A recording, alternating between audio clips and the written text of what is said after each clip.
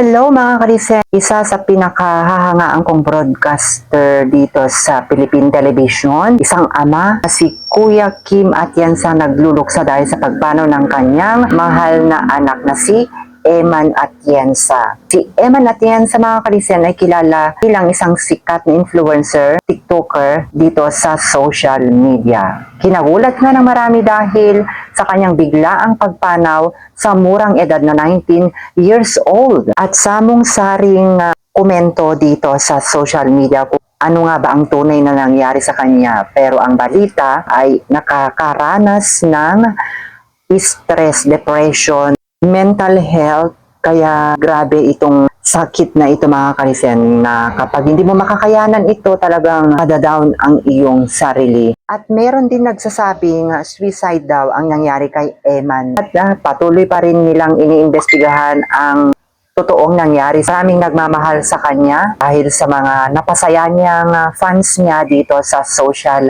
media. Grabe no? Napakamurang edad, napakaaga niyang pumanaw, lumisan sa mundong ibabaw. Dahil sa ganyang edad ay kalakasan pa niyang magsumikap, magtrabaho, lalong-lalo na sikat na TikToker, influencer. Marami pa siyang mapapasaya sana, pero ganun talaga ang buhay mga kalisen. Walang pinipiling edad pagdating sa kamatayan. Rest in peace, condolence sa family Atienza. Nakakapanlo mo dahil pabigla-bigla talaga ang daming mga pangyayaring hindi natin sukat akalain, mga sikat, ganyan. Hindi natin alam kung ano ang kanilang mga tunay na pinagdadaanan sa totoong buhay. But then nakikita natin na nagpapasaya, marami siyang napapasayang mga tagahanga niya, pero hindi natin alam kung ano na nga pala ang tunay nilang pinagdadaanan sa kanilang personal na buhay.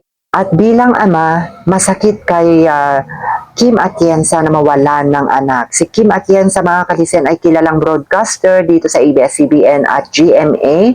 At makikita mo si Kuya Kim Atienza mga kalisen na sa kabila ng kanyang pagluluksa, dito mo makikita ang pagiging ama niya sa kanyang mga anak. Pilit niyang nilalabanan yung lungkot. Again, rest in peace, Eman Atienza. Condolence to the whole family. Maraming salamat sa iniwang mong alaala, dahil isa rin ako na tagahanga niya pagdating dito sa social media. Rest in peace, idol.